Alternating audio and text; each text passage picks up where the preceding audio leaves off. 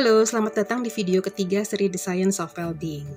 Sebelumnya, kita sudah mengerti soal kesalahpahaman tentang kebahagiaan, bahwa kita sering salah memperkirakan apa yang akan membuat kita bahagia.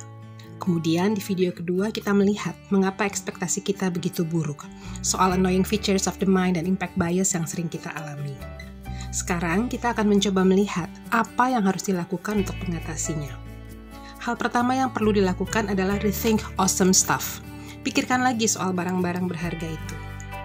Kita telah belajar di posting-posting sebelumnya bahwa kita berpikir barang-barang berharga akan membuat kita bahagia. Tapi seiring waktu, kebahagiaan itu berkurang. Sensasinya memudar. Barang-barang itu tidak membuat kita merasa istimewa lagi. Kita jadi merasa biasa-biasa saja.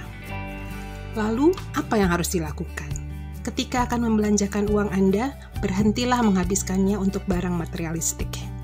Coba untuk menginvestasikannya dalam pengalaman sebagai gantinya. Liburan, pergi ke museum, konser, makan di restoran baru. Kenapa pengalaman? Karena Anda tidak punya waktu untuk beradaptasi dengannya. Waktunya terlalu cepat, sensasinya malah jadi teringat terus. Penelitian-penelitian telah dilakukan tentang topik ini, dan ternyata itu benar. Orang-orang sebenarnya lebih bahagia saat berinvestasi dalam pengalaman dibanding barang. Coba ingat-ingat saat Anda menceritakan pengalaman versus pembelian Anda. Saat Anda baru pulang berlibur dan menceritakan pengalaman Anda kepada teman Anda. Atau coba ingat bagaimana perasaan Anda ketika mendengar teman Anda bercerita tentang konser musik fenomenal yang baru mereka tonton. Exciting kan? Jauh lebih menyenangkan daripada mendengar cerita tentang tas atau dompet mahal yang baru dibeli. Dengan mempraktikkan berinvestasi dalam pengalaman daripada barang, secara bersamaan kita memerangi miswanting dan hedonic adaptation, sekaligus melawan social comparison. Pengalaman lebih kebal terhadap social comparison jika dibandingkan dengan pembelian barang-barang materialistik. Orang jarang membandingkan betapa menyenangkannya liburan mereka dengan orang lain. Pengalamannya ya, bukan soal berapa mahal biaya liburannya. Yang kedua adalah menghentikan adaptasi hedonik.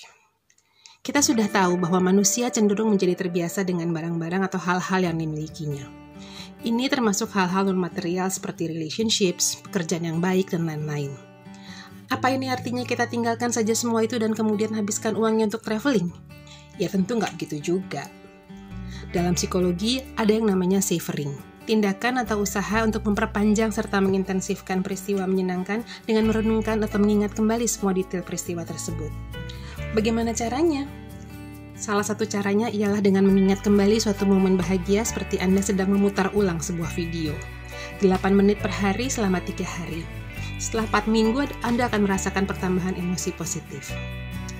Cara lainnya adalah dengan visualisasi negatif. Bersama-sama dengan pasangan, Anda coba tuliskan, atau ceritakan deh kalau menulis dianggap sulit, tentang bagaimana Anda bertemu pasangan. Mengingat kembali perasaan Anda saat itu. Lalu bayangkan, kalau peristiwa tersebut tidak pernah terjadi. Bagaimana perasaan Anda dan pasangan? Tahu quote ini kan? You don't know what you got till it's gone. Nah, visualisasi negatif ini mengajarkan kita untuk membayangkan kehilangan itu, agar kita lebih menghargai apa yang kita miliki sekarang. Dengan cara ini, Anda fokus pada bagaimana jadinya hidup Anda tanpa apa yang Anda miliki, dan ini akan membawa Anda keluar dari adaptasi hedonis. Cara berikutnya adalah practicing gratitude, berlatih bersyukur. Kita sudah tahu lah bahwa gratitude itu mensyukuri dan menghargai apa yang kita miliki. Tapi bagaimana caranya? Coba latihan ini. Setiap hari, coba tuliskan 5 hal yang Anda syukuri hari itu. Menurut penelitian, latihan ini selain berpengaruh terhadap hal-hal fisik seperti meningkatkan imun sistem, mengurangi nyeri, mengurangi darah tinggi, juga meningkatkan emosi positif, mengurangi stres, dan meningkatkan kebahagiaan. Cara terakhir untuk menghentikan adaptasi hedonis adalah dengan meriset reference point kita. Caranya bagaimana? Re-experiencing your experience, mengulang kembali pengalaman Anda. Contohnya, katakanlah Anda sudah mendapatkan pekerjaan impian Anda. Untuk mencegah Anda terjebak dalam adaptasi hedonis, coba untuk merasakan kembali euforia Anda ketika pertama kali mendengar Anda mendapatkan pekerjaan itu.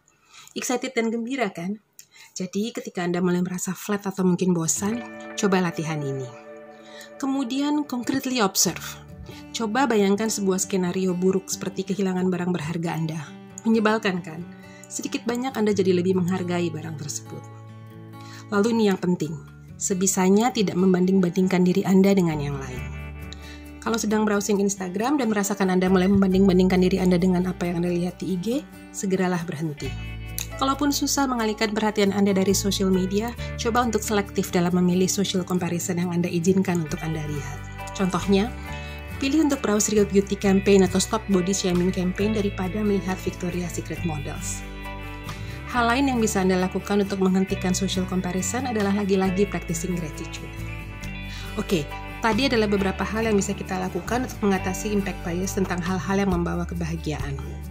Jadi kita sudah tahu sekarang hal-hal salah yang kita pikir akan membuat kita bahagia, mengapa kita bisa menginginkan hal yang salah itu dan bagaimana mengatasinya.